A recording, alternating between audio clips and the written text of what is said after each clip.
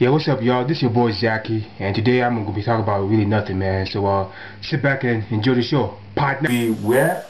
Well, I want to be successful because it it is a story that I can have for future references. I became successful at it. It does not mean that you have everything together. Any human being that you meet in life that says, or it appears to them that they have everything together is fake. He's lying. He or she is lying to themselves.